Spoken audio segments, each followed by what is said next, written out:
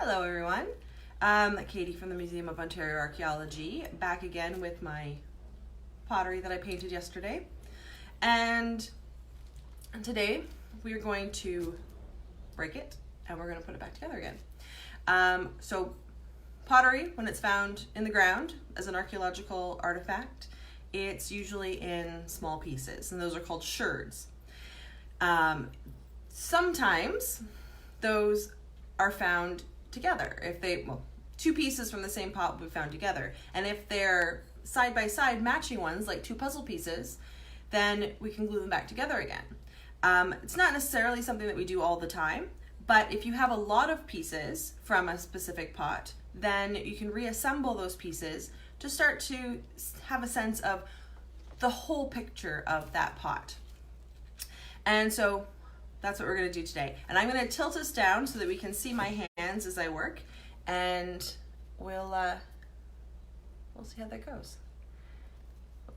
All right, so we have the pot and we have a plastic bag. Now this is something that an adult is going to need to do for you, as well as pretty much helping the whole time, because some of these sherds can be sharp and you need to be careful. Because we got a hammer and we have our pot in a bag, and that's really important so that if the sherds want to fly away, they can't. So this is the fun part. We have to take our hammer and smash it. And I'm not going to break it up into too many pieces today. Let's see, how many do I have there? You can break it up into as many as you like, but remember that if the pieces are too small, you can't glue them on. So you don't want to be working with too small pieces. I'm going to break this side too. Ready? Okay. So, like I said, you can do as many smaller pieces as you like. Just any little tiny pieces might not get glued back on. They're getting held together a little bit by the paint that I used. We're going to put the bag aside. There's a few little pieces in the bag that I am going to not glue back on. They're really tiny. There we go, you can see it there. They're gone, they're done. Okay. Now, when we do this in the lab, they use a special type of glue, but white school glue, works perfectly well to do this. It does take time to dry though. I don't recommend using super glue for children because they'll get their fingers stuck together. But white glue really does work. And you need white glue, something to put it on with. I have a Q-tip, paintbrush would work as well, and you need some tape. Now masking tape is better. I don't have any today, so I'm gonna use some regular wrapping tape here. And hopefully that'll work fine. So what we're gonna do is you start looking at your pieces. I'll put them all here so we can see them. And we wanna figure out what pieces go together. So we can pick them up and we can try them in different ways. Does that work? Maybe not. And I think this one is gonna fit nicely back into its place there. This one had some wax at the bottom. I don't know what that was being used in summer camp last year for something. But you can see it fits back together just like that. So what we're gonna do is I think we're gonna lose that piece a little. And we're gonna take our Q-tip and we're going to dip it in our glue. And then what we're gonna do is we're gonna put a little layer along the edge of the pottery, just a little bit. Got it all covered, but not too much. The thing with white glue in general, is that more is not better. You only want enough that will stick, because white glue, there we go, we're gonna stick this back together, needs to dry in order to stick, and the more white glue you have, the longer that takes. Okay, so we're gonna hold that in place, there we go. We'll get a little bit of glue squeezing out. That's how we know we've got it in a good spot.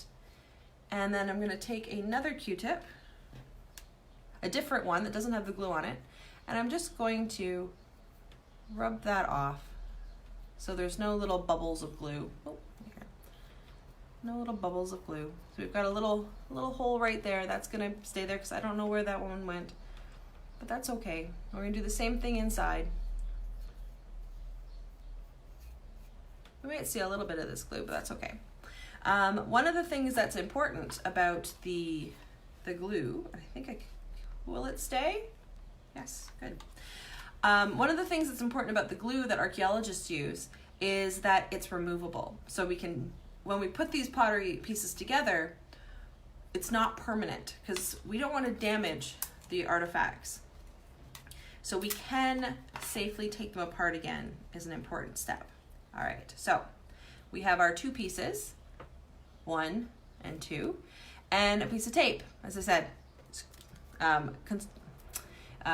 masking tape or a green painter's tape work best for this, but I don't have any. So we'll make do with what we have in our current situations, right? Okay, so we're gonna put it on one side and we're gonna make it nice and stuck down with our thumb here.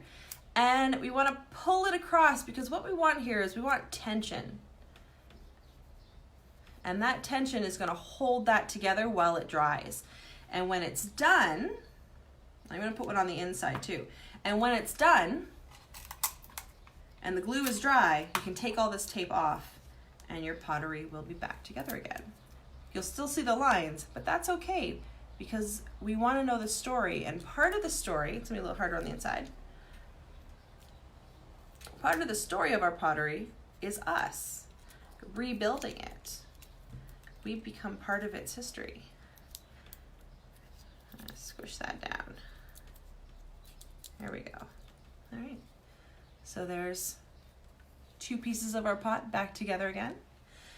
And why would I put this big piece together too? And we'll have a little hole there. And that's okay. So, just gonna see if I have any questions going on here.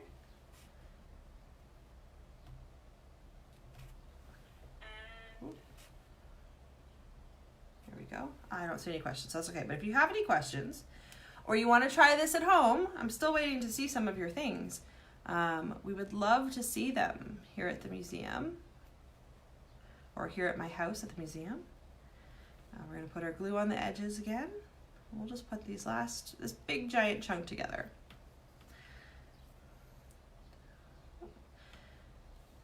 There we go. Sometimes, for really big pottery, now this is a small pot and we didn't break it into too many pieces, but sometimes pottery that's really, really large and has been broken up into a lot of small little pieces, when you put the pieces together, that's when we begin to see the shape of the pot and the full size of the pot. And if it has paintings on it, if it has decorations on it, we begin to see the full picture of what those decorations look like. So sometimes putting it together helps us learn more about it. And that's usually when we would do it. That, or if we want to put it on display at the museum. Okay, so we put those together. Hopefully I've got enough glue on there, and I'm going to wipe off any extra glue like we did before. Oh, I forgot about that spot. That's okay, it'll just dry. We won't see it. That's one of the nice things about the white school glue is it dries clear, so you don't see it on your pottery once it's dry. Okay, so we'll take some tape. We'll remember which part I'm taping here. Right, let's do this part right here. So once again, squish it down on one side of the line of where it's broken. It's hard to see because of my pattern. And then pull it across, squish it down, and then swish it across the break. And in a few hours, these won't take too long. but probably best to leave it overnight. So if you do this today, tomorrow you can take the tape off and your pottery will stay together, and I promise it will. Allison at Fanshawe Pioneer Village is saying, when she puts a stirrup spout pot, I had to start at the top to make sure it went together in the correct shape. Yes. So you want to start with the big pieces, and you want to start where you're absolutely certain, and it'll become the full pot that you're looking for. So it's a puzzle, and you want the puzzle to be put together in the right way. So I'm going to tilt us back up here. There we are. So there we have our mostly reassembled pottery. I could put these pieces in here too, and I would use the pattern to figure out how this goes in there. But I'm not going to glue that one in today. So thank you everyone for joining me, and I will see you tomorrow with, oh, I've forgotten. This afternoon, Allison at Fanshawe Pioneer Village is going to be talking about Wilford Jury, who is also who has a connection to Fanshawe Pioneer Village, and also has a connection to the Museum of Ontario Archaeology. So Heather will be talking about some of his collection today as well. So we're calling this Wilf Wednesday. All right, and tomorrow morning, our kids' activity will be, I know Friday is our Mad Libs again, and tomorrow is, what do I have planned? Underwater archaeologists, that's right. So we're going to learn a little bit about underwater archaeology, and we're going to make some little underwater archaeologists. So I will see you tomorrow morning, and Heather will be here at 1 p.m. this afternoon, and Allison at Fanshawe Pioneer Village this afternoon or later this morning at 11 a.m. and 3 p.m. she'll be there too. So, bye-bye.